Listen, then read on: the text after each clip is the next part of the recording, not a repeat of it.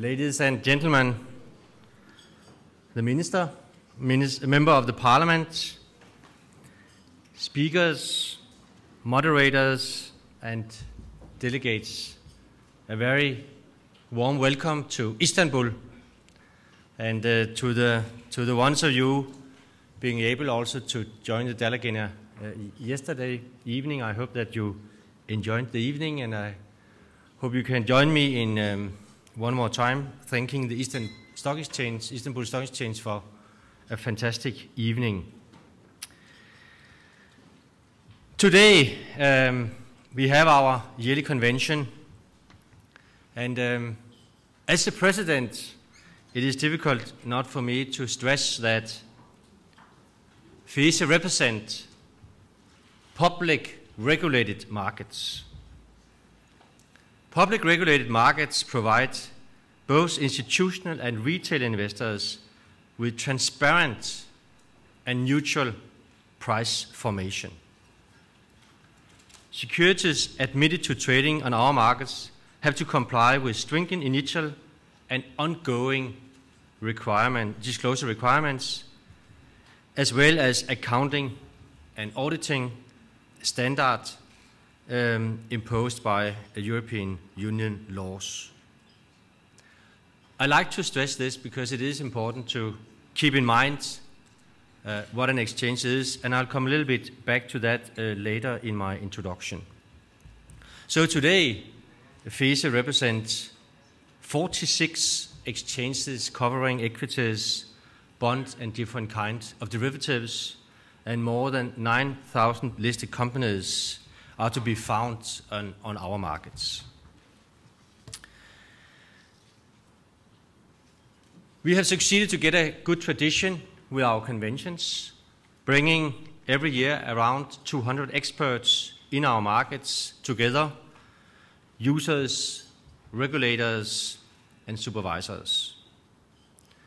We have decided this year to be focused on a theme: what are markets for? Some could perhaps rephrase it to say, what are exchanges for? And we will try to touch upon that in different ways. Let me already now, and try to follow the program of today, start to introduce our two keynote speakers, which will speak just after me. First, I'm extremely honored to welcome Mark Hoban, Member of the Parliament and the Financial Secretary to the UK Treasury, who together with McCarthy, Member of the Parliament, will address us today.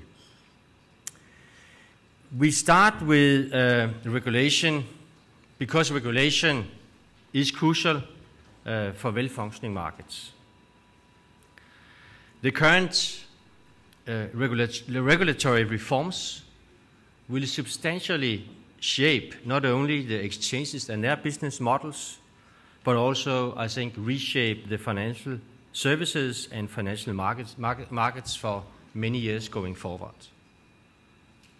I usually stress it in a way that we have probably never seen so many important changes in regulations regarding equity markets, financial markets, coming at the same time as we are doing in these years. Arlene McCartney is the Vice Chair of the Econ Committee of the European Parliament.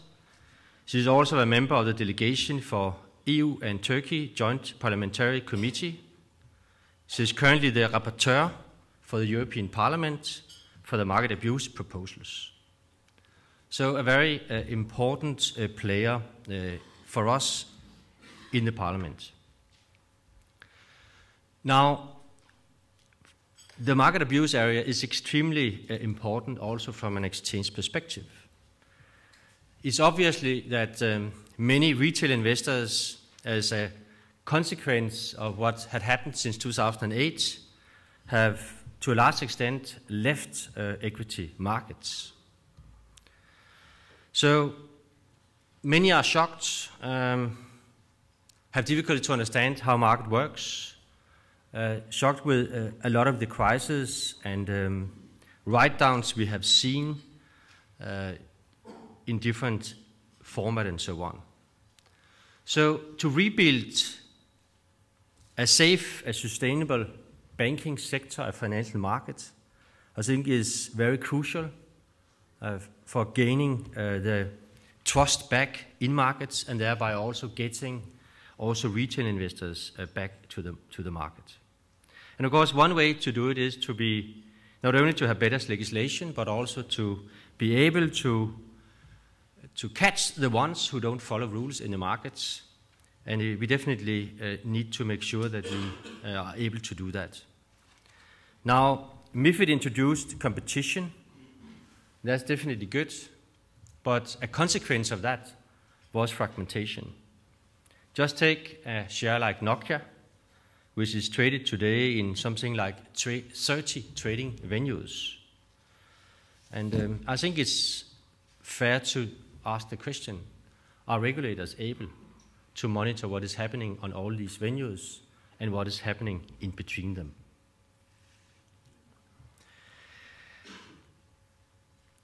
Mark Hoban was appointed Financial Secretary to the Treasury and have been having this position at a very, very busy time, as I mentioned earlier. And at the same time, I think Mark is also in the middle of a debate about how much Europe needs the City of London and how much do the City of London need Europe. I think that will probably be a debate where you can discuss whether there are any winner. My personal belief is a little bit that both need each other. So it is a question about finding the right balance. But it is definitely hotly debated. And I think sometimes it's not debated, but it is in the back of a lot of discussions who benefit from these things. So it's definitely influenced a lot of what is ongoing. But it is also, as a consequence of this, that we are extremely honored to have Mark between us today and to address us, because it is, for all of us, very important to understand the UK position with the size the city have in European financial markets. UK play a very crucial role for all of us. So the outcome of these discussions of the future regulation in Europe is, of course, very important for the future of the well-functioning markets. Before I leave the floor to the two keynote speakers, let me also say a little bit about the other items on the agenda today. And let me start with MiFID, which have a tremendous impact in markets. And I think it's obviously that the first MiFID created a much more efficient market, but investors do not in all aspects benefit from it. So yes, in one hand there are more choices for investors, which is positive. Prices of trading, clearing and settlement have gone down. I think a study conducted by Ocera on behalf of the Commission has shown that prices came down with around 60%.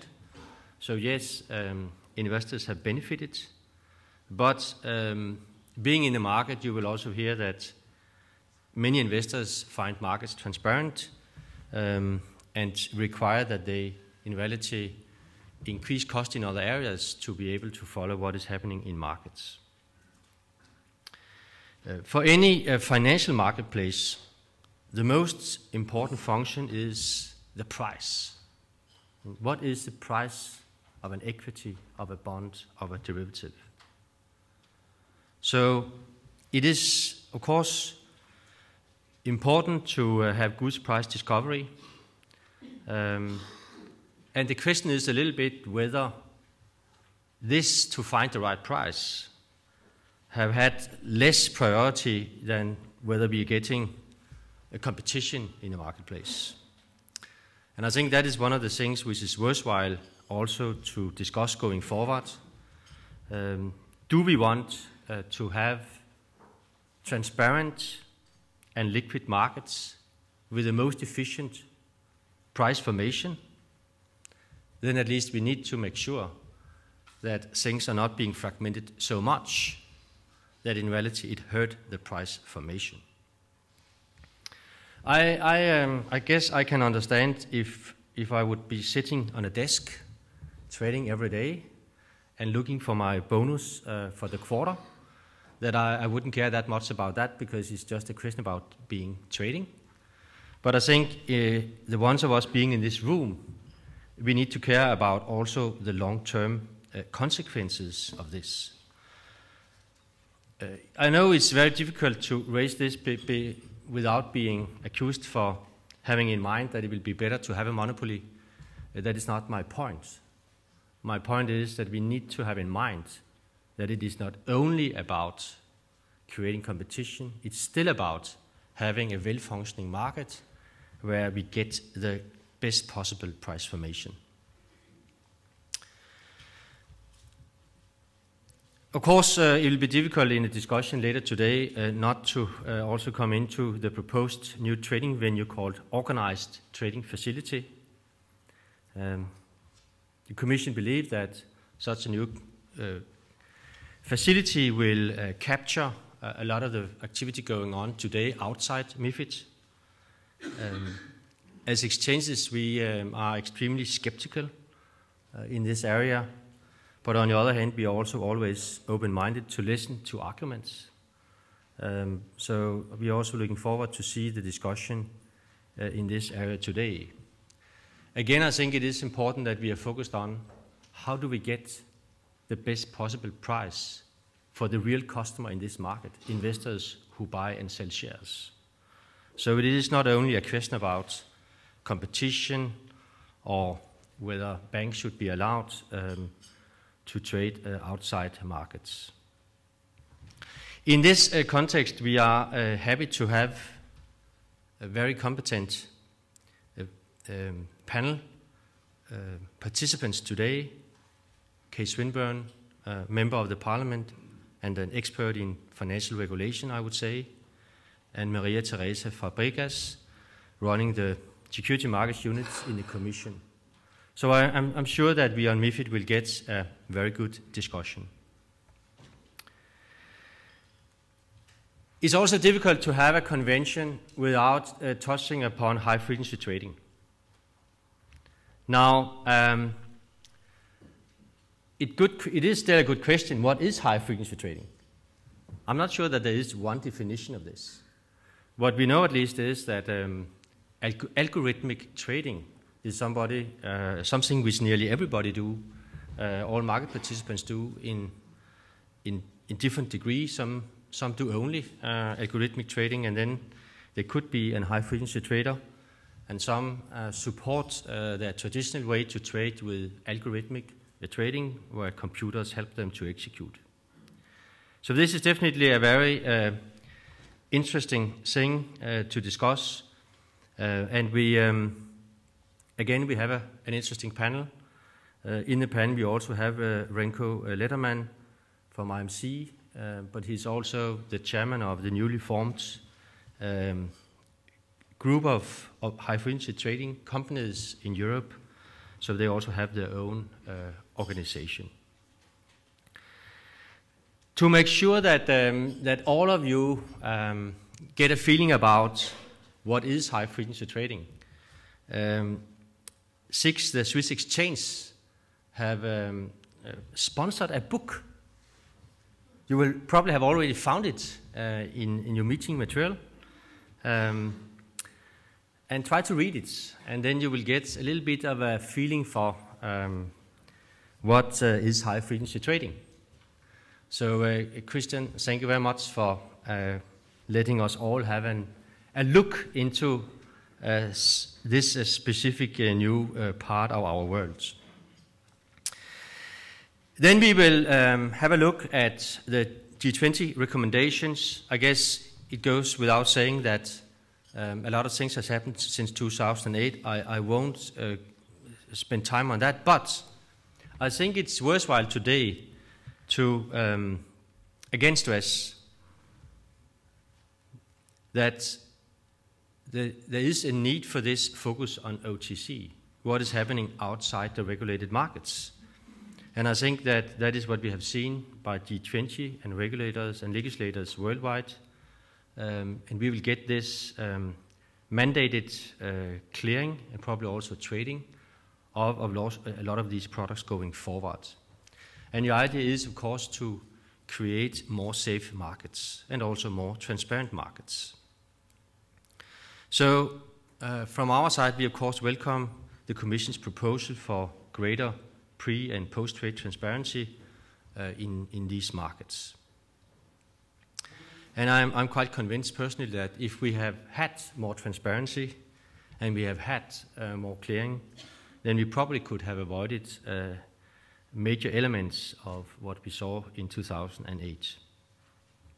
Again, we have an interesting panel, and in this panel we have Michael Bodson, the new CEO of DDTC, and Daniel Rousseau from ECB. So I'm quite convinced that we will get a very good insight into this from both sides of the Atlantic. And then the idea is that we will try to end the day a little bit with what are markets for, what are exchanges for. So the last panel will be about the listing part of the business. I guess it goes, you will not be surprised when I'm now claiming that one thing which have not been in focus the last couple of years in the discussion is a little bit the crucial function regulated markets has as a place where you can raise capital. So the listing part of exchanges is definitely being put a little bit aside, and I think it's really time to get this in focus going forward. So it's good that we focus on a lot of competition for the less than 15% of the listed companies, because that is what the real competition is about. But we need also to care about the other 85% of the listed companies, which are in market capitalization below 1 billion euros. But of course, the big shares, if I can call them so, they are of course important. They account for 93% of market capitalization, 85% of all trades, and 95% of the turnover. So this is where we have the competition. This is where we see all the new venues piggyback a little bit on exchanges. They don't only trade these shares, but we as exchanges, we trade the 9,000 shares and try to make sure that there is a well-functioning market for all of them. And that is definitely not easy. And I think we are now at a time where it's important also for Europe, as it is for US, to think about how do we safeguard that our countries, our regions, our world are coming back to growth. Because wealth are created through growth, not by regulation. Yes, we need and can see the need for more regulation to avoid what had happened. But I also think there is a need to see what can we do going forward. Without doubt, the consequence of all the new regulation for banks means that the banking sector will be less important to create growth going forward, because they will be forced to deleverage, and they will not be able to lend as much money out as in the past. So this will be a negative factor to growth going forward. And I think it's time to have some focus on what is the alternatives. And we have had many hours of discussions with different parts of European Commission to discuss what can be done. We are prepared to do that going forward, because it is important to look at all possible alternative resources to raise capital for companies to invest in new employment and in growth. So we believe that the function exchanges, regulated markets has as a place to raise risk capital is something we need to focus more on. Once again, thank you very much for coming to the FESE Convention 2012. I hope we again will have an intense day and that it will be useful for you to participate. And now, Mark, I will leave the floor to you. Welcome.